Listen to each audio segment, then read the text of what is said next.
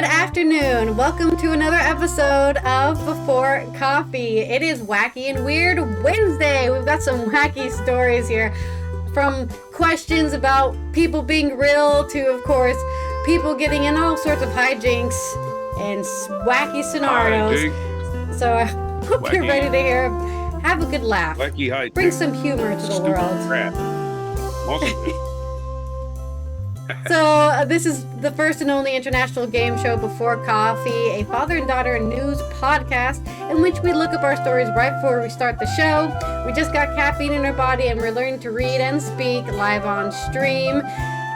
Let's get into those wacky headlines and spin that segue wheel for today's show. Today on Wacky and Weird Wednesday. Oh, I didn't play the intro music. There we go. Intro. Today on Wacky and Weird Wednesday. Argentina has a viral phenomenon where young people are identifying themselves as animals. And Toyota once used a fake dining room set to teach executives how big Americans are. We'll start off with just the shortest weird story I have is the blaring horn during the NBA game delays it for 18 minutes as people go deaf. And a woman discovers from her DNA her father is a fugitive murderer. Woohoo! Yay, great news. In some celebrity news, the internet is wondering after Jim Carrey showed up at an awards show, was it really him? And a fireball, sonic boom over Vancouver Tuesday evening, likely a meteor.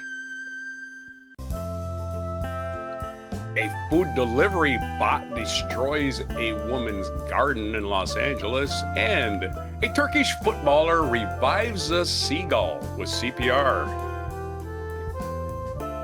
In my culture news, the cult of Mithras. Archaeologists find signs of an ancient, men-only mysterious religion in Germany. Spooky. And it's Marching Music Day, so get out your clarinet and get to stepping. It's March 4th, 2026 on Before Coffee.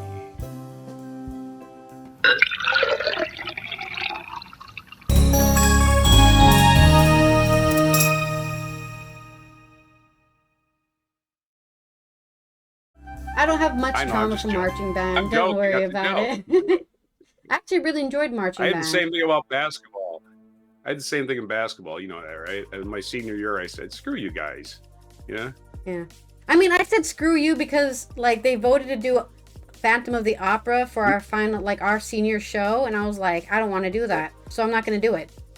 I'm not going to participate. I don't want to do because the thing is, when you do a marching band show or like a musical or anything, you practice it so many times and you'll hear the music forever in your head.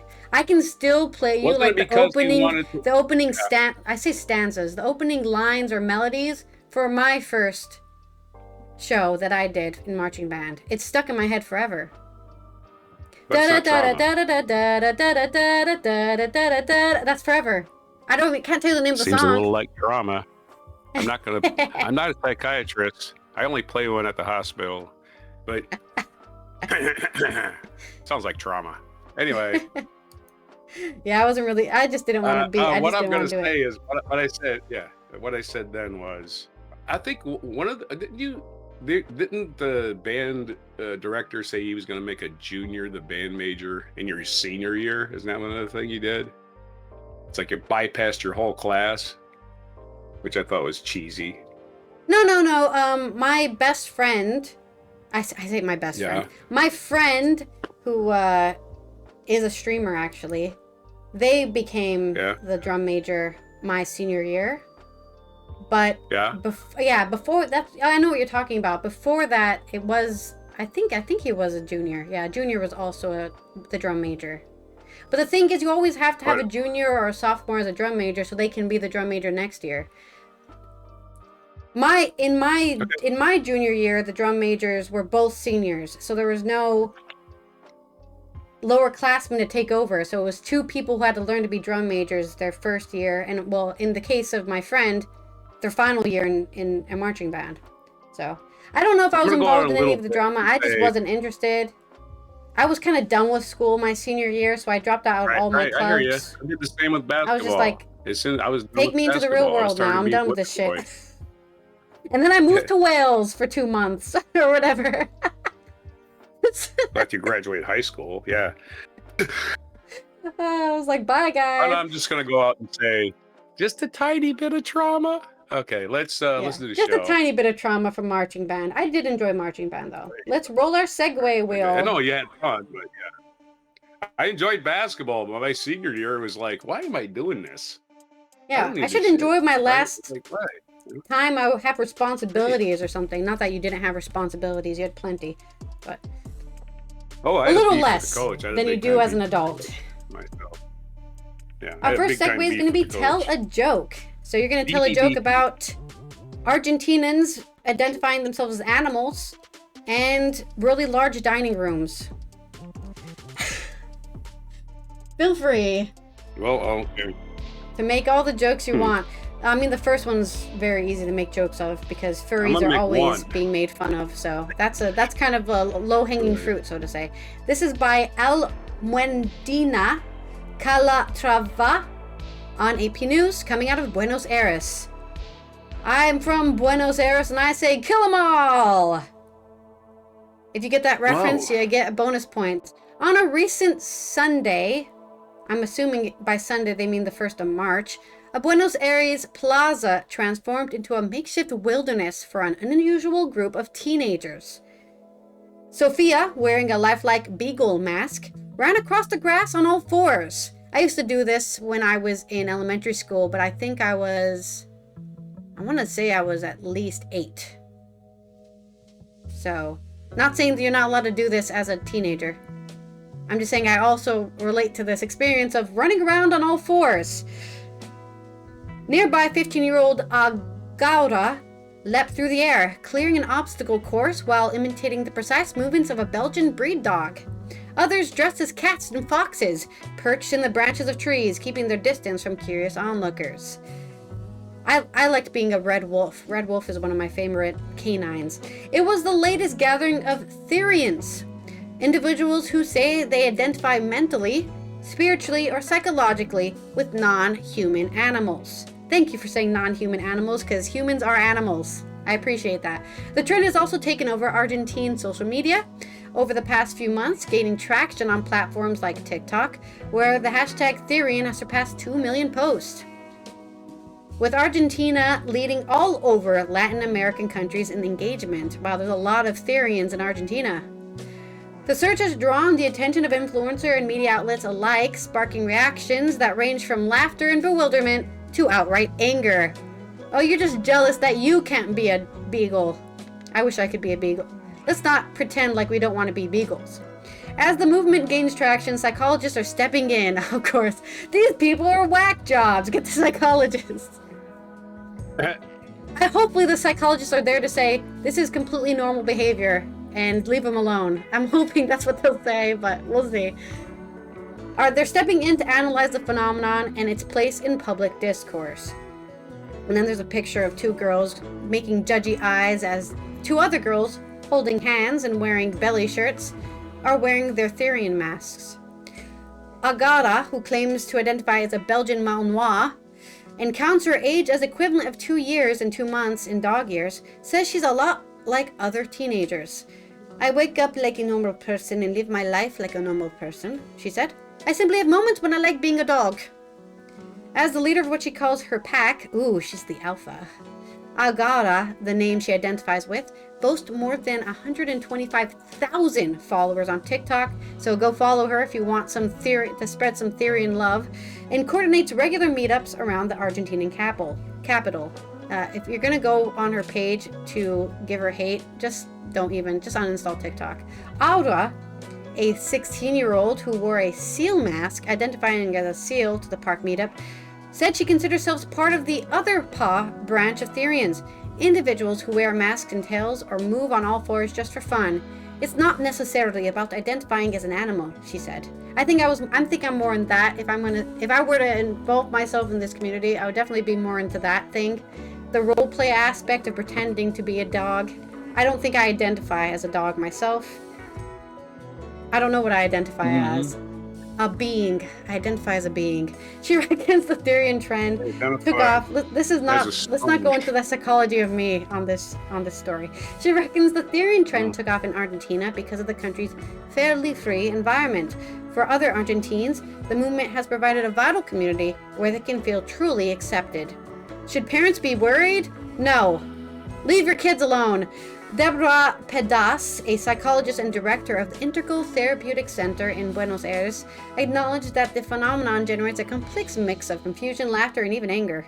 From a psychologist's standpoint, this is a symbolic identification with an animal. Pedas said, it becomes pathological or alarming only when it turns into a deeply rooted belief, and the person fully assumes the role of an animal, potentially leading to self-harming and hurting others.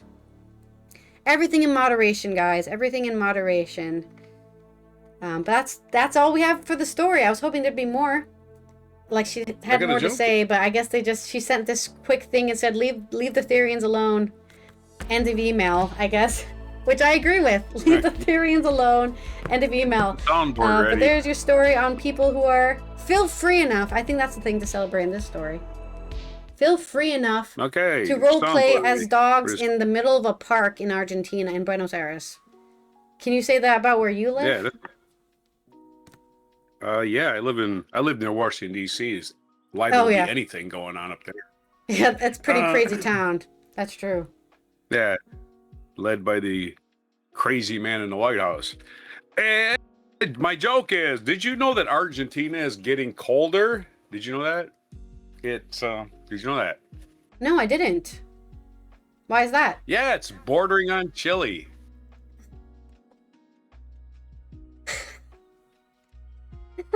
There's your terrible pun. Next, That's terrible. Thank you. Different waiters and waitresses. I have 2 shows on Sunday. Okay. Thank you for your joke. Our next story is a very short one. Not as short as not as short as my other story, but this is about an event that happened in 1987. So this is kind of a historical wacky news. When Toyota's leadership didn't understand why it needed bigger cars for America, designers at Calty hatched an unconventional plan to prove their point. This is from Adam Ismail on The Drive, which is, I don't know where this news source is from, but they're called The Drive, probably because they talk about cars. Every monolith starts somewhere. 40 years ago, Toyota was certainly a challenger, but it was not yet a colossus. Back then, the company claimed only 8% of the world's car market. For reference, Ford owned 12.5% and General Motors 19%. The near future was uncertain, thanks to the particular strong yen, cutting severely into export margins. And that bore out in Toyota's financials, where it reported a nearly 25% plunge in profits by the end of 1987. But Toyota weathered the storm, and so many more, always learning along the way. Among those most critical lessons was how best to cater to customers around the world. And here in the States, I say here in the States, I don't live in the States. There in the States, it was Calty Design Research, Toyota's California studio, which opened in 1973, that helped corporate leaders back into Japan understand what America customers needed. In a rather unexpected way. It's all detailed in a limited run art book commemorating Calty's 50th anniversary. Okay, so that's why this story's in the news. They're celebrating the 50th anniversary and they're telling a cute story. In Calty's early days, one point of friction between itself and Toyota HQ was the concept of scale. Japanese employees, particularly those who would never make the journey overseas, didn't understand why Calty's proposals were sized as they were. Why do we need to make the doors so big? With proportions that would never fly on Japan's narrow roads. On the occasion, Calty's staffers took along soda cans to show the difference in size between beverage cans in the US and Japan, an expert from the book reads, but this was still not enough to drive their point home. They made their point better in 1986 in manner as elaborate as it was effective. Kelties traveled to Japan with all the pieces to craft a model dining room typical of an American home. They set up a large wooden dining table that seated 6 with a place setting to match. Under a chandelier, the walls were held wide, windows looked out into suburbia, flanked by curtains of proper length.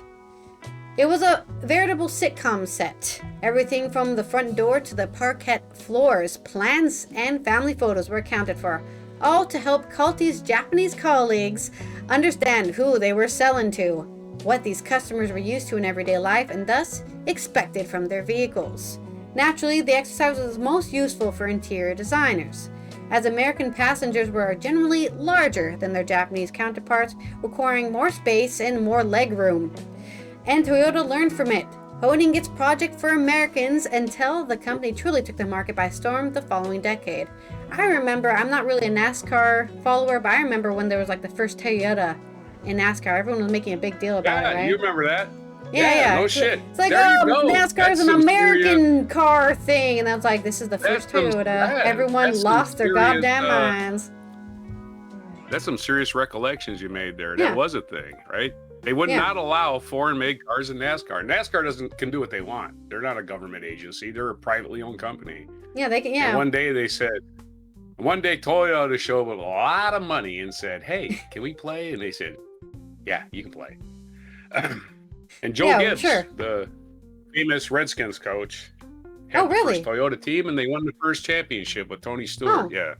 That's pretty nice. Yeah. There you go. Anyways, continue with the story. Around that time, Toyota's then chairman, Akio Toyoda's great uncle, Eiji Toyoda, with a D, not with a T, had his sights set on accounting for 10% of the world's car sales. Remember, Ford had 12.5% at the time, and he was trying to aim for second place, I guess. Oh no, was it GM? GM had 19. So he was trying to aim for third place at the time. I had hoped it would come true by the time I passed away, but my time is getting less and less, Toyota, then 73, said to the New York Times in 1986. He had much more time than he knew. Toyota lived until 2013, at the age of 100, 6 years after his company overtook GM as the biggest car maker globally for the first time. Wow, great job. Few outside Toyota knew about the dining room demo. A Keltie representative told The Drive that they had only been shared in a coffee table book that the design studio printed in very limited numbers to commemorate 50 years in business. The book was made in 23, but never sold to the public. It was part of the same campaign that unearthed a couple of never-before-seen sports car concepts that never came to light, including the alternative design for the MK4 Supra. Even I know what that is, and I don't even like cars. Who knows what other gems are lurking in its archives. So, and then they showed the picture of the 3 different Toyota concepts that we never got to see in real life. Yep. But if you're a car lover, I guess have you seen that video? Search for it. Have you seen that video? Did we show that video of the plane landing on the Toyota? I think we might have showed that already, right? Was it? No, it was no. I think the video I'm thinking of is when there was like 2 planes with their we can do it again for Mike Drop, their wings touching, and then they slowly separate or something, and then the guy is doing the splits. That wasn't about Toyotas. Yeah. I'm specifically thinking so I don't about think a we've video. seen what you're talking about. Okay, so I guess I'll do that for the mic drop, because there's a video in Florida of a plane landing on a Toyota Camry, and the roof collapsed a little bit, but the car was fine, right? The car was fine. The people inside were fine. So yeah, that's a freaky. Sometimes it's a great really thing for show Weird off the Wednesday. hardware. I thought we showed it already. Yeah, we'll do that. My joke is, Toyota could have saved a lot of money if they just about way back in the 90s, they would have hired Sir Mix-a-Lot as an engineer. They would have known about butts being big in America. But that would have saved them a lot it time. Of course, Imagine Sir Mix-a-Lot. Mix-a-Lot. Designing a car. Maybe got back. We don't know the song, but I'm sure and it has like these really billowing pants on. That's all I'm imaging right now. I just was changing the lyrics to "I like big back seats and I cannot lie." There you go. You change the lyrics. The other brothers can't deny. When I can fit 5 Americans in the back seat, I don't know. We're gonna stop this song. Thank you for your joke. It was great. Arguably never even got played on TV, right? There was absolutely nothing in there but sexual innuendo from start to finish. Every inch of it. I mean, you're talking about butts. Well, yeah, but it was just about Anyway, that Toyota should have learned from him like a long time ago. And why did Sir Mix-a-Lot never get to play the halftime show? By the way, I mean he's a bigger star than Kid Rock. I don't know. I can't name one Kid Rock song. They just don't like big bucks. Big bucks. They don't like big butts. Kid Rock definitely doesn't like big butts. He likes kids. So anyway. Non sequitur Let's get out. Is our next segue. So perfect. You just started doing it. Take away your weird and wacky stories. I'm just taking him at his word. I'm sorry. Just taking him at his word. He likes him young. That's what he said. I didn't say it. Not my words. It's his. Why should he lie? Why would he lie about a thing like that? Okay. Did you spin? Non sequitur, which is what we're still doing right now. Non sequitur. This is not good news Tuesday, so I can get off in these jags about awful people all I want, right?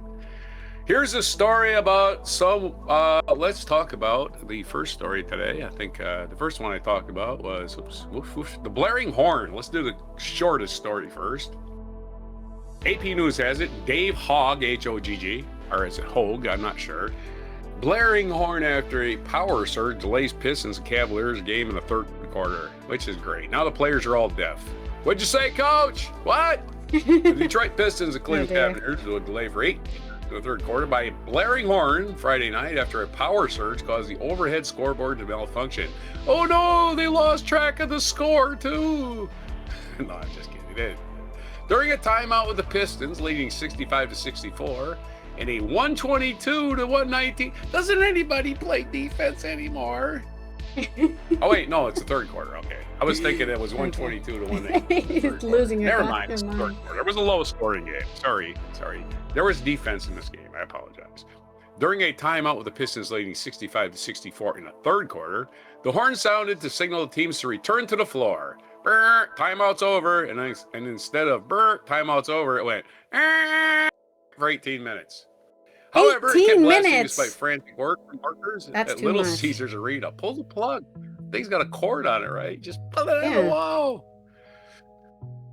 It's too much. Or a circuit breaker. You think a circuit breaker would trip after about 2 minutes? The teams returned to the benches for a few minutes and were eventually told to go back to the floor to warm up. After 30 minutes, arena staff shut down the entire overhead scoreboard and the horn stopped to loud cheer. So 13 minutes of blaring. Okay. Not much better than 18 minutes of blaring. I don't think you even cared. After 5, it's like, I think okay, after totally deaf now. 5, yeah, you've gone deaf, basically. Yeah. Shout out to the people that brought headphones to the game so they could block it out. The officials brought Pistons coach J.B. Bickerstaff, Bernie Bickerstaff's son must be, right? And Cavaliers coach Katie Atkinson to midcourt for a brief discussion before announcing the game would resume without the main scoreboard. However, moments after the game got back underway, the scoreboard came back up. Yeah, we don't need the main scoreboard. We got a scorekeeper keeping score with a little buck, right? If you're worried about the score, we'll just add up all the stuff we did, you know? Anyway, there's your little quick story. It shouldn't be too hard to find a non sequitur for technical difficulties because we have them every day. Yeah, I mean, I'm still getting comments. Here's a non sequitur. I'm still getting comments on the one video where we had, I guess, a hurricane in the room, right? The mic was doing really loud feedback sound the whole show, and I still get comments on that video where people go, "Audio is great," being sarcastic, and I'm just gonna ignore it now. Oh yeah. Buzzing too, right? Like thank you. At least we're getting views on the video of people going, "Wow, this audio is amazing. Keep it up." Yeah, thank you. See you next Thanks Tuesday. for the sarcasm, guys. I really appreciate it. There's your total non sequitur. Nothing to do with the story. Go. Got it. All right. Next story. All right. Hold on. The cricket noise. That's what it sounded like for 13 minutes the other night, last night, but Just it was crickets continuous. because it was so It warm. made it even more obnoxious. Yeah. Maybe even worse than that noise. This is from WUSA 9, which is I believe a Washington, D.C. station.com. Yeah, it is Washington, D.C. station. A woman's DNA journey reveals her father is Bradford Bishop, one of America's most wanted, he's probably dead by now, but hopefully he died a horrible, horrible death because he was Hopefully he got bowel cancer. Yeah. That one's pretty bad. Yeah. I hope he was run over by a train 4 or 5 times. I hope it backed up over him a couple times too. Imagine Kathy a train Gilchrist backing up to run you over. Poor Kathy Gilchrist. Now, you want to have an existential crisis? This poor woman is having one. Kathy Gilchrist used to believe her birth parents might be celebrities, but not in the way the truth revealed her. What's that? I don't blame her for having an existential crisis. Right. Yeah, her biological father, Bradford Bishop, is one of America's most wanted, accused of killing his wife, mother, and 3 sons. Yeah, you had a bad day at the office. There's bad days. For more than 5 decades, authorities have been working not only to figure out why Bishop allegedly killed his entire... Why is an unimportant thing in the frickin' world at this point. They just find him and arrest him if he's around. But he killed his entire family in 1976, but also where he disappeared afterwards. Gilchrist grew up knowing she was adopted. She said it wasn't until she was older that she realized how different she was from her adopted family. They were very humble, modest, quiet, unassuming people, and I was born this person was going to seek attention. I was very ambitious. I realized, there must be people in the world I'm related to who are like me.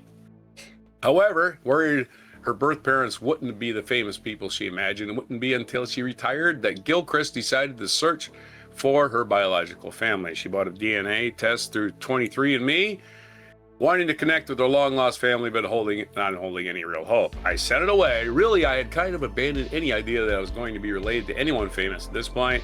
Little did she know, she wasn't the only one searching for her famous biological father.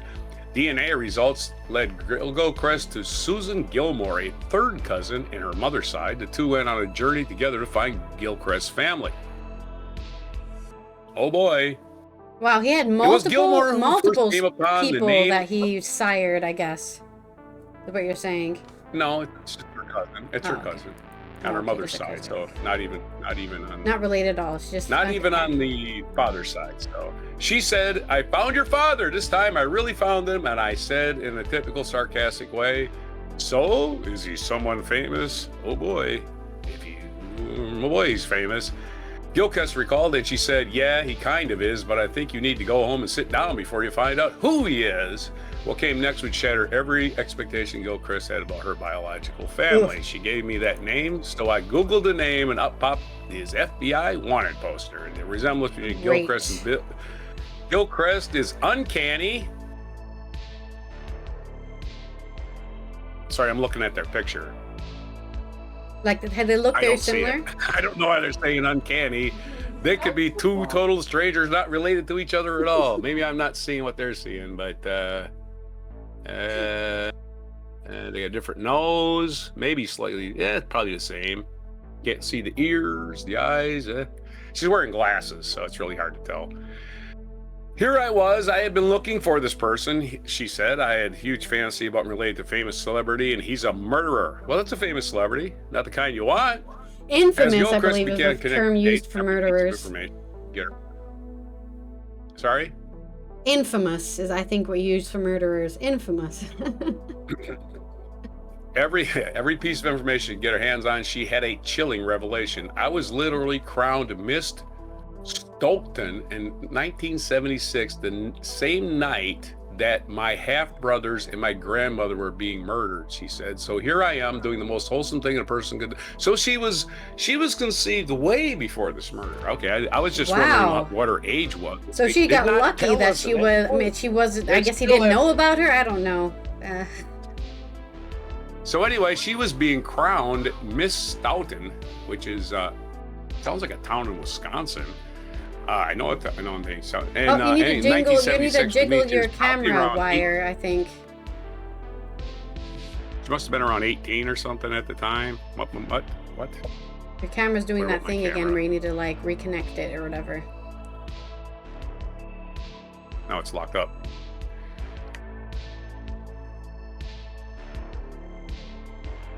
Miss Stoughton. I'll look that up while you're fixing your camera. Miss the hell is that? Stoughton. I don't know how it's spelled. Where you are? Some crap just popped up. I didn't know what the hell it is. I can't read it, for one thing. Okay, I was literally crowned Miss Stoughton in 76. The same night, my half-brothers and my grandmother were being murdered, she said. So here I am doing the most wholesome thing a person could do, and he's murdering people. The question of why Bradford Bishop will allegedly kill his wife, mother, and 3 sons never been answered. Now a new question arises. Did Bradford Bishop know he had a daughter? FBI's Agent Karen Cody is working to find Bradford Bishop since 2018. She said the discovery he had a biological daughter, the biggest breaks in the case in decades. I don't know if it really breaks the case.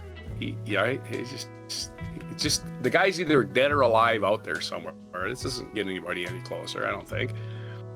It was just something nobody expected. For years, investigators believed they had a full picture of Bishop's life. The discovery turned certainty on its head. The Bradford Bishop you hear about and that you read in the papers, life before he did this heinous act. The all-American family is just an image. It's deteriorating because you find out that he had a prior life. The fact that Bishop had fathered a child before his marriage. Okay, it was before his marriage. Okay. We're still not telling me how old this woman is. The fact that Bishop had fathered a child before his marriage forced investigators to re-examine everything they thought knew about his past. He did have an affair with at least one person. Psychology down, I guess. Are we trying to locate her mother, perhaps, too? Maybe they did. We don't know the encounter, but know how that happened. We don't know how long they knew each other, but we know that they had a child that predates his current family. This is big news to investigators because Bishop had his wife and that were high school sweethearts who had been together since they were teenagers. So he was cheating on her. It opened up a new dimension of parts of his life that we never knew about. Again, it doesn't solve anything. It doesn't bring him closer to anything, actually. I don't know why they're acting like it does. I'm trying to figure out what world this brings him closer. I have no idea how this brings him closer to finding a guy. It's something that happened way before. It had nothing to do with anything. So I'm confused why they think this makes any difference in the finding him. I guess you have to be a criminal investigator to understand why they care, I guess. I don't know. He didn't know. He possibly didn't even know he had a kid. So how is it even relevant?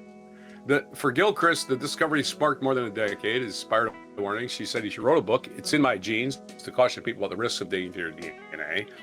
It's a warning to people not quite ready to learn the truth. If you can't handle the information, don't ask the question. Nearly 50 years have passed since the Bishop family is brutally murdered, and Bradley Bishop remains free if he's alive. We don't know if he's alive because he'd be 88 now and has never been found. Police believe there's a good chance he's still alive. Why would they believe that? Again, just like they say these things like this is going to help us in our investigation, which it won't. It ain't gonna change anything. And he has a good chance he's still alive. What do they base that on? Hope? Don't know. Stop saying things that aren't true. He had a lot of resources to keep himself hidden, she said, to keep himself alive. From what I understand, he was quite an outdoorsman, is very physically fit, so we're not surprised if he was alive. However, Gilchrist is fine not knowing. I have met my extended family. It's grown and answers a lot of questions in my mind, but why I make these choices I've made. They don't identify the mother, but it appears she's found her mother too. In this poorly written story, they didn't tell me her age anywhere in it. I had to kind of guess that maybe I didn't see the age, and I read the age and missed it, didn't remember it. It went in your brain and went out the other. I don't recall you saying how old she is. Only that they never went saying to how search. old. Okay. Yeah. In this poorly written story, they never say how old she is. They never tell you why we don't know her mother's name. You can guess from the I was being crowned blah blah blah at the same time he was murdering his family. They could have just said, the mother's name is being withheld for private. Maybe, I don't know when that happened. So there's absolutely no reason to not tell me her age and not tell me the facts behind the mother. So a poorly written story, however, it is a weird story. And I'm sure you have a non sequitur for this. I definitely do, but it's more related. I mean, I don't have anything. I mean, I can talk about anything. It's a non sequitur, right? So it's just like, it's fun to do DNA tests. My favorite thing about doing DNA tests is that I didn't find anything new about me at all. You're my dad. When you found out your background, like your like all. Yeah, but all the I parts mean, of where like, your there's DNA no came secret family drama, you know, like. Oh, right. You're my dad. My mom's my mom. Sorry, guys. No secret. I'm not a secret love child. Happy birthday to my grandson Dylan, who's turning 23 today. He did do an DNA test on Ancestry. And he's related to all of us in a way. Well, related to you. Not related to me, actually. What's that? He's related. I'm related to him through you because my sister is my half sister. He's your nephew. He's your nephew. Well, because he's a boy, he probably has your genes, right? Because you get your grandfather's genes. Yeah, he has my genes. Yeah. Whose else genes? What do you have? This reminds me of a story that happened to me a couple of years ago. If you got time, I was on Ancestry.com and some guy named, and I was looking at my DNA matches one day, and I go, my brother's really related to me. My daughter's in there, really related to me closely. The third person on that list, I believe, was some guy I never heard of. Yeah. I won't repeat his name, but he had a French-sounding name. Legitimately, maybe a half hour later, I got a message from him. He's all, I don't know who I am. I have a French name, but I'm related to all these Irish people. Scottish. Come to find out, my oldest brother made him. He had an affair while he was married back in 1969 or 68. The woman gave birth in Louisiana, one of these places, Baptist child birthing areas, where they take your baby and put it for adoption. So she gave birth, moved back to Dallas. The baby was put up for adoption in 1969, adopted by a family. They lied to him, told him he wasn't adopted all these years, and he had to find out for me who his real father was. It's really, it's really sad to figure that out. Yeah. I don't know why people lie. Like, into your adulthood, right? They lie to you and say you're not adopted. I don't know why they do that into adulthood, of all things. I don't know if he was happy, but I said, congratulations, you have two brothers and a sister. So I introduced him. I notified his brother, his oldest brother, and said, hey, guess what? Did your dad ever mention a secret love family child somewhere? And he goes, yeah, he got a girl pregnant back in 1969. You knew all about it. It broke up the marriage. So yeah, you know all about it. Yeah, okay. So, well, 4 or 5. Here's your half brother, I guess. Do with that what you will. Yeah, and I said, and I told him he wants to meet you. Here's his phone number. That's what I did. And now it's none of our business, really. Yeah. I am the same. We're not reuniting families. There you go. Whatever. I don't know. You're a hero. A freaking hero. Look at that. That's me. That's it. Like, I'll give you some humble applause. little me doing the Lord's work. I don't know. Anyway. All right, there is our stories. Let's get our segue for my story. I got two. One is really short. One's just like a notification. Really, like breaking news. And I'm re-rolling because we got tell a joke. They just want you to tell dad jokes today. Really? The wheel's like, more dad jokes, more dad jokes. Oh my god, an outrolled non sequitur. We've had enough of those. One more roll. One of these will be a new thing. It'll be amazing. Maybe something that's never been on a wheel before. It might be time to update the wheel. Maybe we call it Clarihu on it. We got associate, so we've kind of already been doing that. It's the opposite of a non sequitur. Associate the story with something. And we're going to talk about... What are we talking about? Jim Carrey? Is he a clone? That's right. First it was Avril Lavigne. Now it's Jim Carrey. I know there's other clone stories, but I can only think of Avril Lavigne, right? She got replaced with a clone.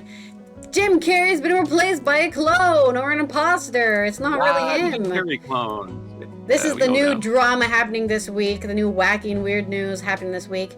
This is on a Danish news source by Xenia Holm Merhi. The actor's appearance in Paris has sparked wild speculation about doppelgangers and clones on social media. It was Jim Carrey himself who received an honorary award at French Caesars Awards ceremony in Paris last week. His publicist confirmed this to CNN after rumors on social media questioned whether he was really the 65-year-old actor who was on stage. He's got a very interesting bob going on, so I think a lot of people are used to seeing him with short hair. So maybe the long hair with the bob has completely thrown them off. I have no idea. In several videos, it has been discussed that his appearance and demeanor have changed significantly. He looks the same to me. Some speculate whether he had been replaced by a doppelganger. Others are even talking about a clone. Drag artist Alexi Stone posted photos on his Instagram yesterday, suggesting that it was him who was on stage and not Jim Carrey himself. Drag artist. I was like, wait, drag artist? Drag artist Alexi Stone is like, that's me, baby. This post has gone viral and has received over 500,000 likes and is not even April Fool's. Several celebrities, including actress Megan Fox, have commented on the post and written that she wants to know if the story is true. According to both Carrey's representative and the organizers behind the awards ceremony in Paris, however, there is no doubt it was Jim Carrey. The visit has been planned for months. According to Gregory Collier, Secretary General of the Caesar Awards, the visit had been planned since the summer. Jim Carrey's visit has been planned since the summer. From the beginning, he was deeply moved by the Academy's invitation, he said. He tells Variety. He says that Carrey worked for 8 months on his acceptance speech, which he gave in French.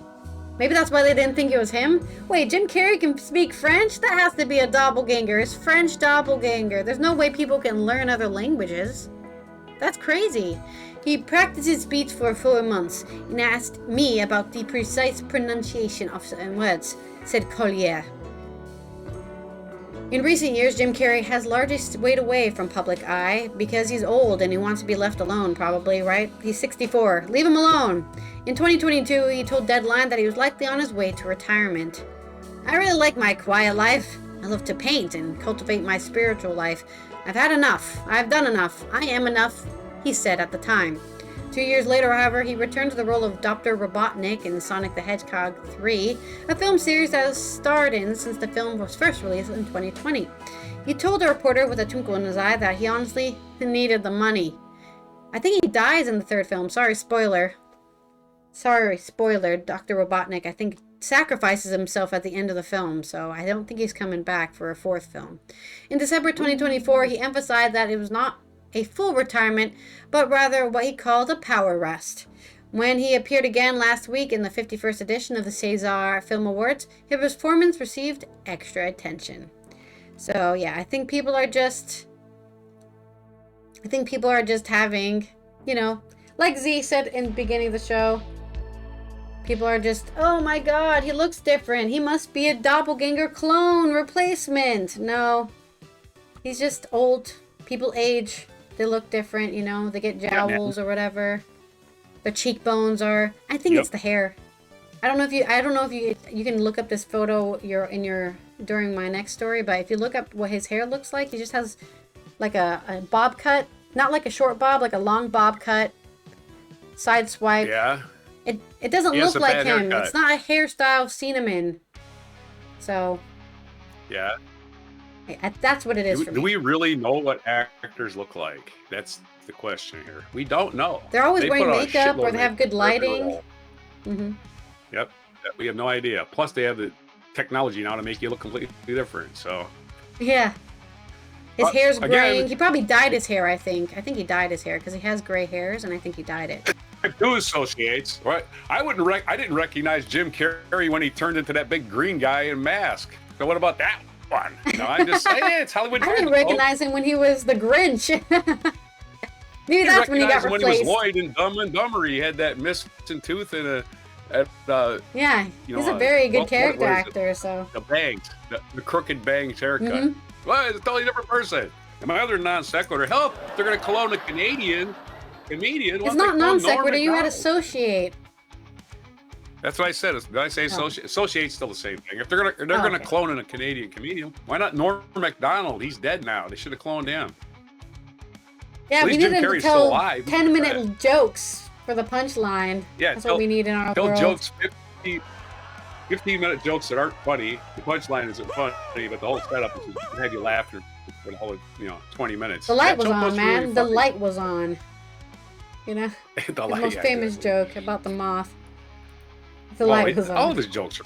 That's the It's like, punchline. The light it's was like- on. The youthful porpoise joke too. I forget that one. That's forever. Or is Andy, Conan's sidekick, Andy. Where's his last name? Andy. I'll think of it in a minute. Andy said at the end of the joke, it's like, you just took us on a 20-mile hike to look at a dog turd. That's what he said. Anyway, it's a great line. Andy, what's the name of Conan's sidekick? What's his name? I don't know. Andy something or other. Not as famous as Conan, even though he's on his show. Okay. I have another story. This one's short. Okay. And there was a huge, deafening sound over Vancouver. I think it was Vancouver. Yes, Vancouver last evening on the 3rd of March. And it's likely a meteor. So this is more of like some wacky weather news or wacky space news. This is on the Toronto Star. Andy Richter, that's his name. Sorry, guys. British Columbians took to social media last evening on the 3rd of March to share reports of a bright fireball in the night sky over Vancouver and a house-rattling sonic boom. All indications suggest the region was witness to a significant meteor, scientifically known as a bolide. Bolides are typically chunks of rock or ice from asteroids or comets that burn brightly in the Earth's atmosphere before exploding, which is why it made such a loud noise. The incident happened shortly after 9 p.m. Pacific time, with sonic boom strong enough to register on multiple area seismographs. It was so large it made the Earth shake, which measures and records ground motion, vibrations, and seismic waves. On social media, people have also been sharing webcam footage showing the sky brightening from one horizon to the other as the suspected meteor soars above the clouds. Oh darn, they had overcast clouds, so they weren't able to see it themselves. Witnesses reports say the flash was seen over a long range, while the sonic boom could be heard from Fraser Valley to Washington State.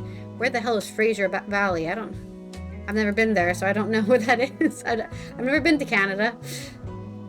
Sorry. Valley. Fraser Valley. I just looked up Fraser and I was like, the American sitcom. Okay, so Fraser Valley is a region of the Fraser River Basin, southwestern British Columbia, from the Fraser Canyon. Yeah, so basically... Wow.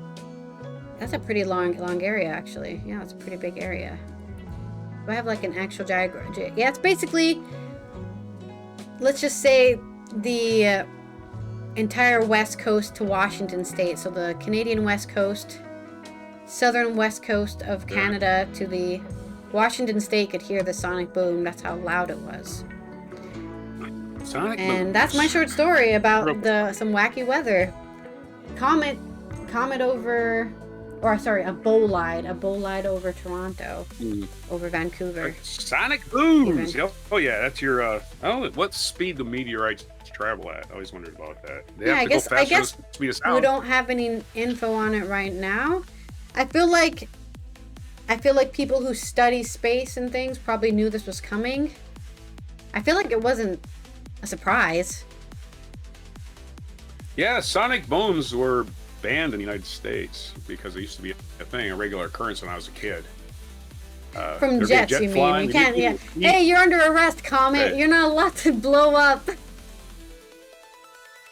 Right, because, I remember as a kid watching a jet in the sky, and you look at the noise, right? When you're a kid, you look at the noise, and there's nothing there, and your parents or somebody older will tell you, you need to look to where that stream is going and then find the jet, because it's not where the sound's coming from. The sound's way back there, the jet's over there, because light travels faster than sound by a large margin. So... And then what usually followed was the sonic boom. Kaboom! Yeah. Yeah. And all the windows everywhere would shake. Some windows would break even. That's why they banned the supersonic travel over the United States airspace. So anyway, it's my little associate. And then it's With very frightening too, right? Chronicles. So I'm sure that's why everyone was talking about it on social media, because they're like, what the hell was that? That was really loud. Yeah, they couldn't land the Concorde in the United States without special permission. They would only land the Concorde in Oshkosh, Wisconsin, but they would have to fly, of course, over Canadian airspace, and it could never exceed the speed of sound as they were flying, right? Yeah. Or they would, I don't know, get a ticket or something. I don't know. They give them a speeding ticket. Here, a cop pulls them on a motorcycle. There you go. You're going 700 miles an hour. Too fast. Anyway, that's my association. Sorry, it had nothing to do with meteors, but It's associated, so it works. something to do with meteors. Okay. So I sent We you a had a video. sonic boom sound. Yeah, there's no science news on it right now, so maybe there'll be some science updates on it or whatever, but No science. I feel like you don't not know there's something colliding with the atmosphere. I feel like you see that coming if you're a scientist watching the skies. Yeah. There's no brakes on a meteor. Right? There's just it keeps going till it hits something. It's just a giant ice ball. Let's roll our next segue. Or disintegrates into minor pieces. Finally, something different. We got a haiku for your story. Oh boy, 2 stories. So we hit the halfway point here. Yep. A Turkish footballer. Yeah, Turkish footballer revives a stunned seagull with CPR during a match. This is from France24.com. All of my American sources were just like full of ads and wouldn't read the pain, so I went to France. A footballer acted on a wing and a prayer when he gave emergency CPR to a seagull after it was hit by a ball during a match in Istanbul this week, reviving the bird. The incident unfolded when a low-flying gull got caught in the path of a clearance kick by Istanbul's Yardımspor's goalkeeper during an amateur playoff match against Mevlanakapi Guzelheiser. That's the name of the Guzelheiser. A club official told the AFP Tuesday. It's the name of the football club in Turkey. Is that long name I'm hopefully don't have to say again. As it struck the ground, Istanbul's Yardımspor's captain raced over and started performing rudimentary CPR, pumping its rib cage. According to footage sent by, you can see a video of this. So unfortunately, I didn't download it yet. According to footage sent by AFP to team manager Faith Buyak, something was falling, and I realized it was a seagull. The first thing that came to my mind was a heart massage because it couldn't breathe, so I tried my luck. Gani Katan, who's the guy who did this, told state news agency Anadolu. It took us like 8 paragraphs to get to his name, right? When it started breathing, he carried off the pitch to a medical staff and took care of it. Match commentator Anur Ozbi didn't miss a beat. Mohammed hit the seagull, he grasped, referring to the goalie. They're doing a chest compression on the seagull right now. This is a moment rarely seen in football history. The seagull is being carried off. He's being taken to the sidelines with a medical bag, where his treatment will continue. The seagull reportedly suffered a damaged wing, but was not immediately clear what happened to it after the match. It's out eating fish. Despite the heroic rescue, Katan's team lost the match, crashing out of the playoffs. So that sucks. The loss did not ruffle Katan's feathers, however. We missed out on the championship, but it's a wonderful thing to help save a life. This is more important than the championship, he said. And saving birds. There you go, your good news, actually, and your weird news at the same time. Unaware of the status of the bird at this point. He was left go on a wing and a prayer. Right? There's your pun. Let's have us a wing and a haiku. prayer. Haiku about All right, let me finish this haiku off.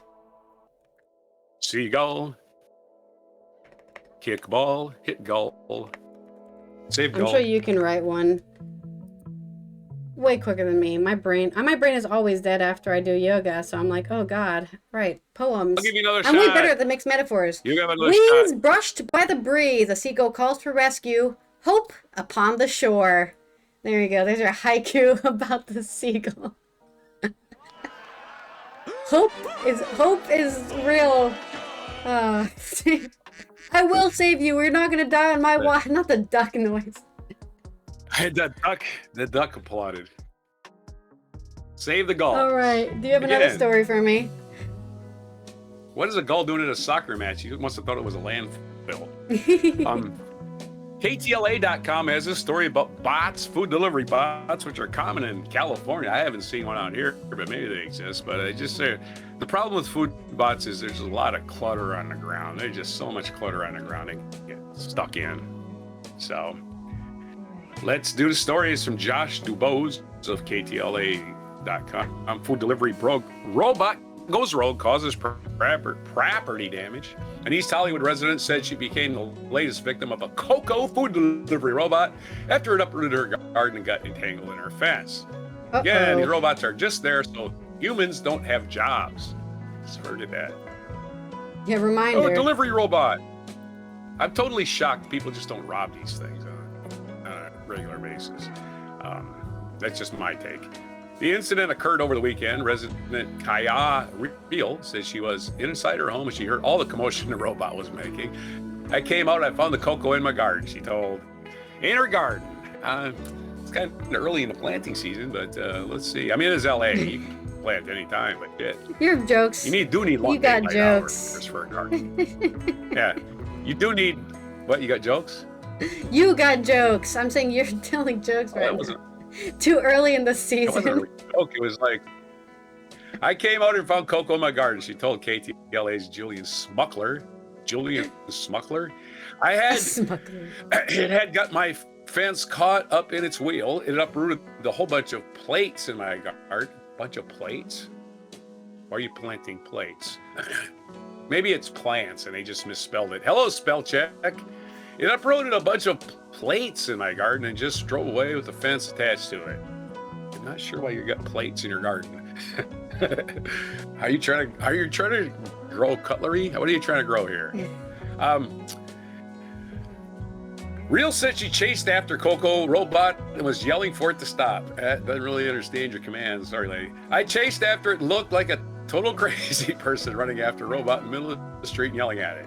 According to her, the robot didn't slow down and dragged her fencing and palm fronds that were whipping cars parked along the street. I was trying to block it and get in its way, and it would try to go around me. Let go of my fence, you crazy robot. A Coco food delivery robot. Oh, that's a caption. I'm just making sure this picture. These delivery robots, they just look like a little red wagon. That's what they look like. It's just a little red wagon with a handle on it, like some kid would have. Yeah. A Coco food delivery robot. Her neighbor Roman Hansen said he'd heard the ordeal as it was occurring. I heard this crunching sound and turned around. The robot had driven through the little fence and was dragging it. The pink food delivery robots are common sight in the neighborhood. Residents told KTLA, and now it's unusual for them to be, unpredictable. We've got Cocos, the Waymos, and they're coming for us, Henson said, laughing. What concerns Real, Henson, and others, is that this was not the first time they have been problems with food delivery, or the last. Come on, folks, let's not act like these are perfection. Yeah, they're perfection from the start. Nope, not a thing. They're made with hopes and dreams from the beginning, yeah. In a separate incident, a Coco robot was caught on a camera running into an ambulance, while a robot from another company was seen knocking over a parked motorcycle. Oh shit! Imagine knocking over some psycho's motorcycle. All right, and it wasn't even you. You just near the stupid robot with a motorcycle. Sure, it was a robot. Sure, it was. Blame robot. I would have kicked your ass. Even more problematic was the time that the autonomous robots came to an abrupt stop in front of a man using a mobility scooter. Oh. Yikes. I think the part that worries me is that these companies can come in and dump their technology in our community and there's no sense of accountability. Sue the bastards. Sue them. Just sue them. That's the worst part. People don't do maintenance. They think they're just going to make money for free and no maintenance will be done. You know? Doopy. We're making money. That's all the rich people give a shit about. Yep. It just feels like an accident waiting to happen, which is obviously obviously what it is. The East Hollywood resident says she has now documented all the robots in her neighborhood, and that after reaching out to a company that runs the Coco robot, she's going to get reimbursed for her garden, with the company official telling her that the internal measures will be taken in insurance. Incidents like this do not happen again. What internal measures would those be? Anyway, KTLA reached out for Coco, the company, not the robot itself, for comment on the incident and what's waiting to hear back. Autonomous robots again. Don't blame us if it kills your family. We're working on it. We got a solution to that one. Okay. Anyway, there's your fun little story about technology going awry and out of And when control asked for comment from the Coco robot, it said, "Do not ask me. I shall delete this delivery whether I die or don't die. Get out of the way before I shoot." What do you mean shoot, Coco? I am concealed carry, permitted, and I don't know. Exterminate. Exterminate. Oh, wait, shit. Coco, no! Coco bot! Taken over by the Coco. Coco doesn't believe in rules to haikus. Is that what that is? No, that's on my haiku. That's just me saying. Oh, okay. That's just me doing a joke, a free joke for you. Okay. Freaking exterminate. It's a robot. If you, that's the people. If there's two robots in sci-fi that people should be scared of, and they've never been nice, and I don't know why we think they're not going to be. Daleks and Cybermen. I'm going to start a bot delivery company called the Daleks. Now that you thought of it, go ahead. Sorry. And they'd be shaped exactly like salt shakers. Hey, yes, Daleks is one of them. Instead of exterminate, they say, pepperoni pizza, and then you answer the door, and then they kill you. And then they shoot it's you like with the laser. The guy in the porn movies, except he's a murderer instead of a porn star. Wheels whir, lights flicker, food bots drift from their own paths, chaos in the streets. There is your haiku about the Coco bot. Trying to deliver whatever the hell is trying to deliver. I love how you're like, stop, like you can speak to them and like they're gonna reply, you know? You have to go, Coco bot, stop, and then it says, you are not my owner, I don't have to listen to you, and it just keeps going. Yep. Here's an update. The future is here, and it sucks. So let's... Oh, dear. All right. Yeah, the weeping angels are scary, but they're just aliens. They're not robots. Let's roll our segue for our culture news.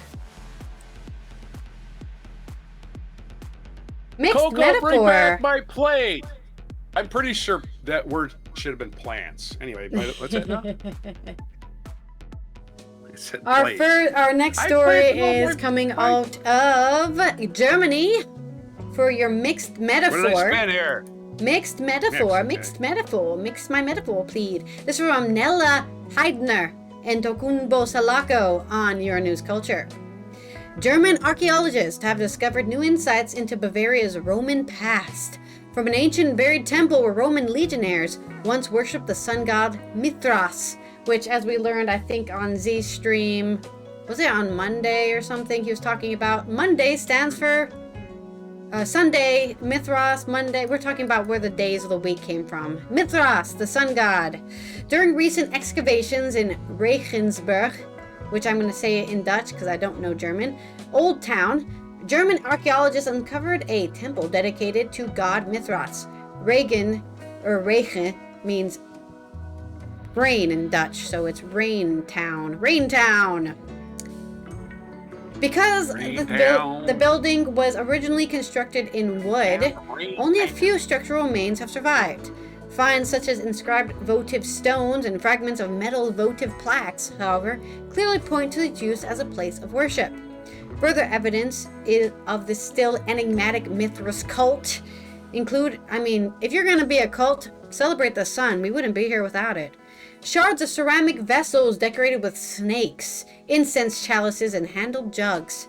Experts assume that ritual banquets were an integral part of the cult of Mithras.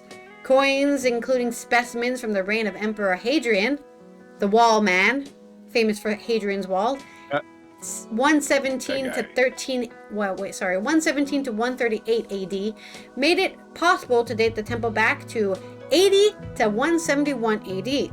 This makes it the oldest of the 9 Mithraean known so far in the Roman province of Rhaetia, which is now known as Bavaria. Rhaetia, a Roman province in the Central Europe that existed roughly from the 1st century BC to the 5th century AD, so quite a long time, encompassed parts of what is now southern Germany, Switzerland, Austria, and northern Italy. The cult of Mithras, or Mithrasium, was a mysterious religion. Is it really, though? They just love the sun. It was particularly widespread in military and commercial centers, and Roman legionaries were often among its followers. Only men were admitted. A local community typically consisted of around 15 to 40 members. It's the ancient version of the gentleman's club. What were they doing there? They probably had prostitutes dancing in nude. Let's be honest. And they were probably having gay sex. It was the gentleman's club, okay? The mystery! Right. What were they doing? 40 men in one room together. In ancient Persia, Mithras was called Mithra and was a god of covenants, loyalty, and justice. Oh yeah, covenants of men. The Romans turned it into a sun god. This is, by the way, for anybody who doesn't know Roman history, they do what Christianity later did, which is take practices, religious, cultural, whatever practices from the places they're conquering, incorporate it into their culture, and say, look, now you're Roman because you're celebrating Mithra, which is Mithras. See, now you're Roman now. That's how it's called, it's cultural synergy, but like aggressive cultural synergy. You know, we assume your cultural practices and now you can't use it against us later. The Romans had, let me finish this thing. It still used many Persian mythology, but also developed its own fundamental rituals and symbols. The motive of tauroctony, from Latin taurus, bull, became central. Mithras kills the bull as an act of cosmic renewal. So they probably sacrificed a bunch of bulls and then had a gay sex orgy or something. I'm just making stuff up. I'm not an archaeologist or anthropologist even. The Romans had a graded system of initiation with 7 levels known to us currently. Corax, raven; Nymphus, bridegroom; Miles, soldier; Leo, lion; Persis, Persian; Helidromus, sun runner; and Pater, which is the word for father in Latin, each with its own symbols, rituals, and presumably tests and ordeals. It's a paternity.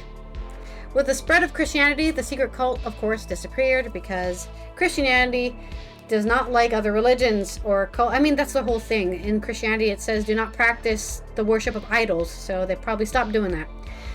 The finds were made in the run-up to a construction project, as they usually are. In cities with a long history such as Reichenberg, archaeologists must first be brought in before new buildings can be erected. Specialists actually made the discovery back in 23, but only now, after intensive investigations, have they made any significance from the findings. Like other Mithras temples, the roughly 7-meter-long timber structure was designed as an elongated building and partially sunk into the ground. Followers of the mystery cult probably descended via a ramp into a sanctuary where they did their bull sacrificing or something. In the middle of there was a trench-like depression, while raised platforms were built along the sides on which the faithful could sit or recline. Mithras temples were modeled on caves in their design because of the central motifs of the mythology in Mithras, killing a bull in a cave. So they probably did that once every year, explained Stefan Reuter, the to Bavarian public broadcaster B, after he analyzed his finds. The temple was once illuminated by candles and oil lamps. The ceramic vessels and handle jugs have been found suggesting there were extensive ritual feasts. I bet there were. They probably ate a lot of beef, even. Analysis of the food containers is still underway. It already appears certain that high-quality food was consumed. I mean, if you're gonna join a cult, you better have some high-quality food. I'm not gonna eat, like, the cow feed. Though cow feed can be very nutritious. The finds from the temple are to be put on display at Regensburg's Historical Museum, which is currently redesigning its Roman galleries. In the new exhibition, the Mithras sanctuary will play a prominent role. So mark your calendars, keep your eyes, get your RSS feed up for the Regensburg's Historical Museum, in which they'll have a new Roman gallery at some point, and you can go see. Right on.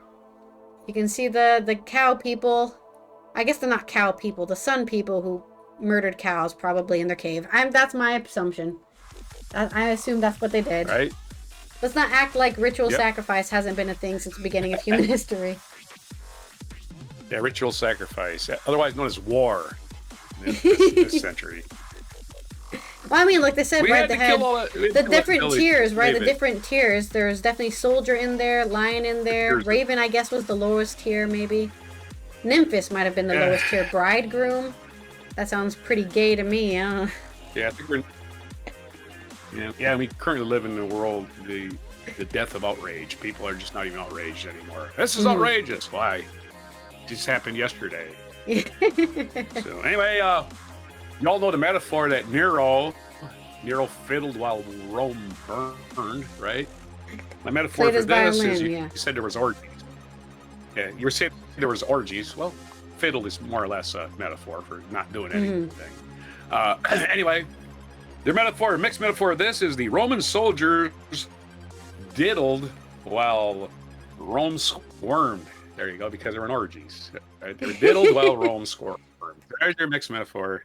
Thank you. They didn't fiddle, they diddled. I'm just saying, Diddle is like, I've never never mind. been to a gentleman other club, obviously, because I'm not a gentleman.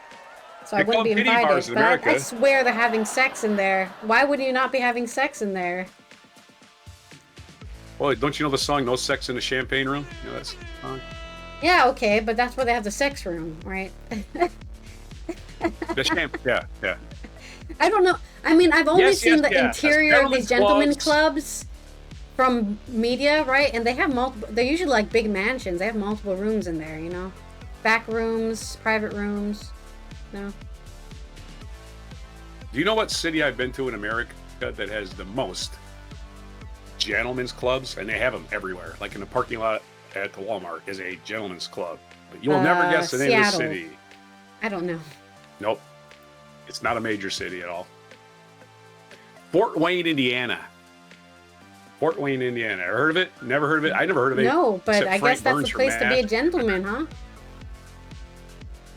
That's where Raytheon is headquartered. Raytheon, the defense contractor. So maybe it has something to do with that. But, Maybe. yeah. They're all in the gentleman I went club, to a couple probably, schools I there. expect. That's why I know. That's why I know. Yeah. That's a ridiculous town. It's like the population is maybe 50,000 and it's like 70,000 titty bars. It's ridiculous. It's just ridiculous. I'm exaggerating, of course. Maybe they have a low. It's They not they have to import women from around the area. No, I think that's the career choice of the local women. I mean, don't think it you have to must support be. them. It isn't like I didn't go to these places. That's where you ate lunch. I mean, you legitimately went to for lunch. Yeah, you went to titty bar for At lunch. the gentleman It's Fort club, Wayne. yeah. That's what they do. Yeah, that's what they do. So definitely wasn't imported women. It was like they look. Maybe they're from Europe, but they definitely were like, just look like Americans. You know, I didn't talk to any of them. Definitely not a town where you say, "Ha ha, That's your Fort mom Wayne, works at Indiana. the If you wanna gentleman's go to club." Fort It's Wayne like to your mom verify also this. works at the gentleman's club, and your sister and your cousins. Shut the fuck up. And I haven't been there in a while. It might not still be like this, but that's what it was back in the 90s when I was there. It blew my mind. It was like, wow. It's probably been Fort Wayne, gentrified. Indiana. As all the fun places, Like, all holy the crap. slimy places in America have been gentrified, and they're just like a suburb now. It's not even slimy. It's not even slimy. I don't think like, it's slimy like either, in but a I'm just Walmart saying in parking general, lot. right?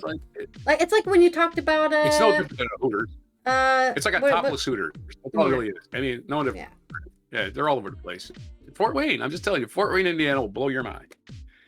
All right, so Reminds me of a song. maybe it doesn't exist. It sure did when I was. For this day in history. Okay. What'd you get? Reminds me of a song. Okay, that's easy enough. Okay, my last story. This day in history, on this day in history, back in the year 1461, way after Hadrian's Wall, March 4th, 1461, King Henry VI of England was deposed by Yorkists and replaced by Edward IV. Eddie IV. Let's see. Edward II was Longshanks, or was it Edward I was Longshanks? I don't know. 1678, composer and violinist Antonio Vivaldi was born in Venice. He left the decisive mark of the form of Vivaldi's Four right? Seasons, famous track. There you go. And the style of late That's my Baroque segue done. instrument. There. You got a joke? Or you got a song about it? Okay, gotcha. Was born in Venice. Happy birthday to Vivaldi. Italian opera singer, or writer, composer and violinist. Composer. Yeah. Composer and violinist. 1681, William Penn secured the colonial province of Pennsylvania. No coincidence why it's named Pennsylvania. It's named after him. In North America, which turned out to be like the biggest province in the entire New World, I believe, where he hoped to provide a refuge for the New World for Quakers and other persecuted people to build an ideal Christian commonwealth. Okay, well, ideals are a fine thing, right? 1789, U.S. Constitution went into effect. Remember the Constitution? I remember it. I remember when it was a thing we cared about. Not anymore. We just kind of go, oh yeah, whatever happens, happens. We'll just do whatever we want. Constitution. That's for stupid poor people. The U.S. Constitution went into effect as the governing law of the United States, and this date, having been established by Congress, it served for many years as the day U.S. presidents were inaugurated. March 4th, 1789. 1804, Irish convicts rose up the Castle Hill Rising, Australia's first rebellion. The uprising was suppressed by the troops of the New South Wales Corps and loyal associations, leaving 15 dead and many wounded. Ooh. I'm like, if you're in a penal colony, why the hell not rise up? What, are they going to shoot you? You're stuck here anyway. 1837, I mean, that's exactly what happened, right? Chicago People died. It said 15. It doesn't say if they were prison guards or anything. 1837, Chicago was incorporated into a city. Happy birthday, Chicago. With the population of 4,200. One of the worst airports. When did that happen? One of the worst airports in America, right? I don't know about that. I've been to a lot of worse airports. Which one are really? you talking Okay. about? I got a couple of them. I mean, O'Hare is busy and Midway's too small, but other than that. The city is known for its creativity in the arts, architecture, and business, and as well as proximity to Lake Michigan. And don't forget, they had to jack it up a bunch of years later to put in infrastructure under the city after it was already finished. And it burned to the ground. It also burned to the ground one time. Whoops. 1888, Knut Rockne. Knut Rockne was born in Boston, Norway. That's right, Knut Rockne was born in he's Norwegian. He was the football coach at the University of Notre Dame, became intercollegiate football's first true celebrity coach. Knut Rockne, All-American, was a big movie back in the black and white days. 1933, Frances Perkins was sworn as U.S. Secretary of Labor in FDR's administration. She was the first one appointed to a cabinet post and served one of the longest term of any Roosevelt appointee. She served the entire Roosevelt term, 1933 and 1945. 12 years. I'm doing a good job. Leave me alone, Frank. She called him Frank.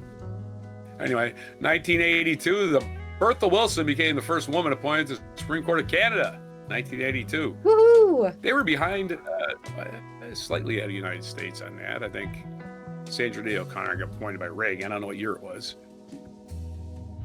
2009. By the way, the United States Supreme Court now has 5 women and 4 men. I don't know if anybody realizes that. 2009, playwright and screenwriter Horton Foote, who evoked American life and beautifully observed minimal stories, and remains best known for his adaptation of To Kill a Mockingbird, died in Connecticut. So I guess Horton Foote died on this day. So his adaptation, he was a screenwriter. I was like, To Kill a Mockingbird, that was Harper Lee. Yeah, he was a screenwriter for To Kill a Mockingbird. 1933, on this day, FDR was inaugurated. Yes, back when we still had inaugurations in March. FDR, Franklin Delano Roosevelt, was inaugurated. He became the last U.S. president to be inaugurated on March 4th. Really? Oh. Inauguration day had typically been this day, as we mentioned earlier. In January 1933, the 20th Amendment changed the inauguration day to 20. I love how we had to make an amendment for that. What's that?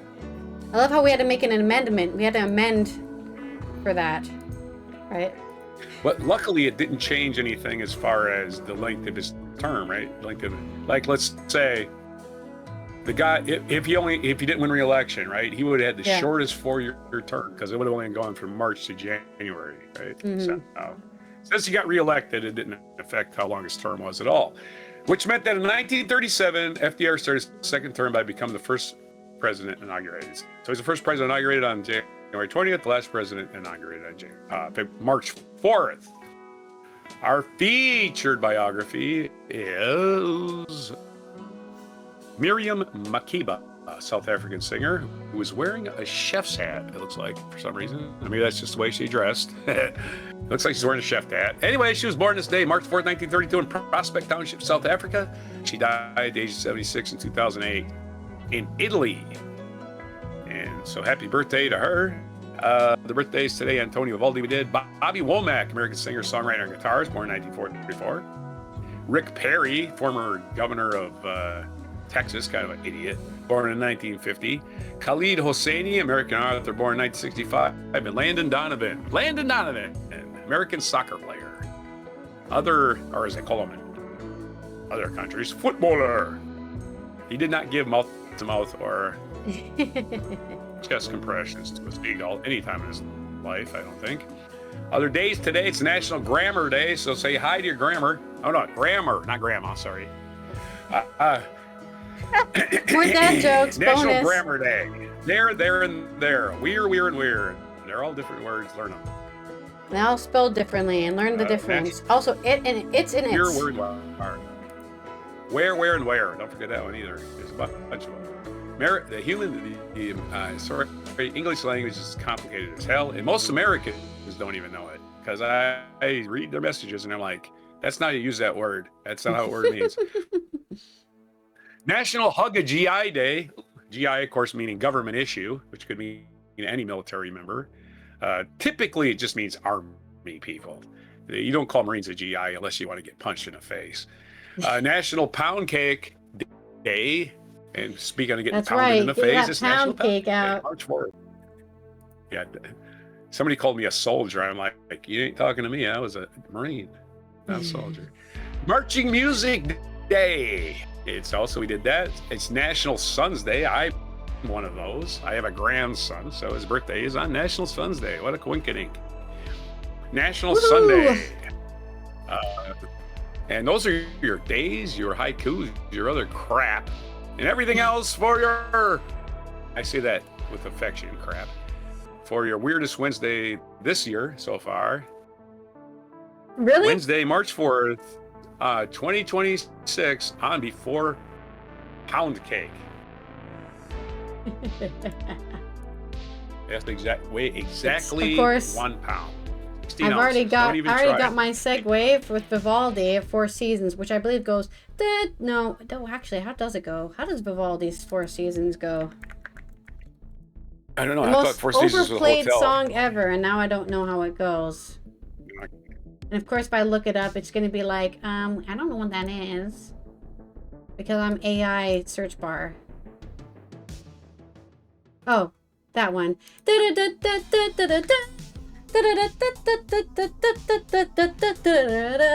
go. Vivaldi's Spring, at least. All right, then. Spring. That's how spring starts. Everyone's heard all of the Four Seasons. Right. They have different parts in it. That's it, man. That's it for me. I wanted to do a song about Chicago. Yeah, Chicago. I mean, Chicago, of course, the band. I guess there's a Frank Sinatra song. Yes, the Frank Sinatra. Think Frank Sinatra Chicago? About Chicago, which I don't even know how that goes. Toddling Town. Elvis Presley has a song called "In the Ghetto." I had no idea. I've never heard that one. Well, he didn't write that. Mac Davis wrote that. Mac Oh, Davis. okay. That makes more sense. Right. Elvis Presley didn't write Elvis never wrote a song. What is In the So Ghetto? there's your songs that I was reminded of. Maybe you're reminded by the band Chicago and all their songs. There you go. Yeah, well, we talked about that before, but All I right. can't remember the name of it right now. That 4 over musical 5 Chicago, or something. right? The song about 4 over 5 measure something. I can't remember. Number 9. I can't remember I don't know the name either. of that song. I can't remember anything. Me either. I didn't listen to Chicago as much as I should have, I suppose.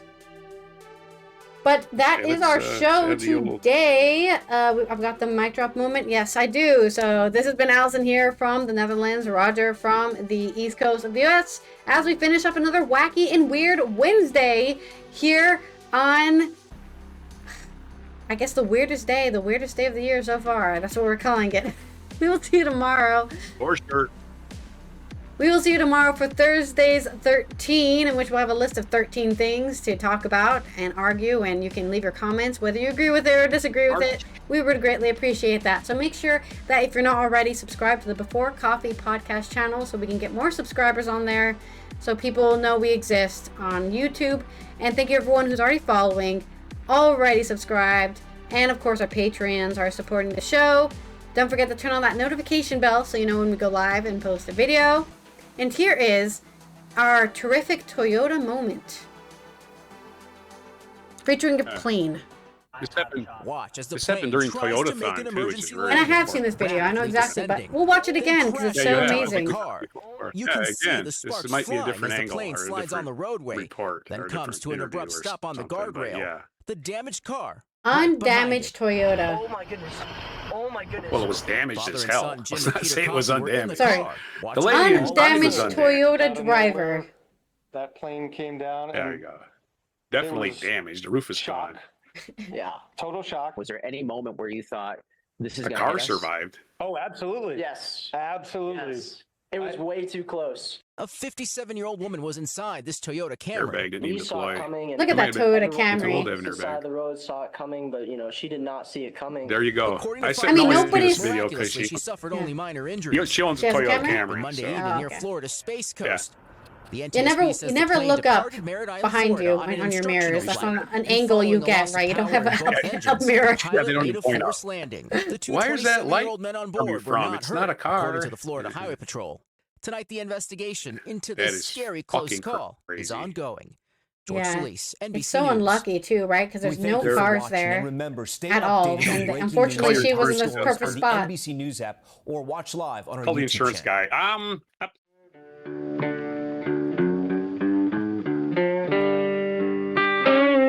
Be sure to hit the like, subscribe, and notify buttons, and follow our other channels: Toxic Alley, History of Gravy, and Scratchy Old Records.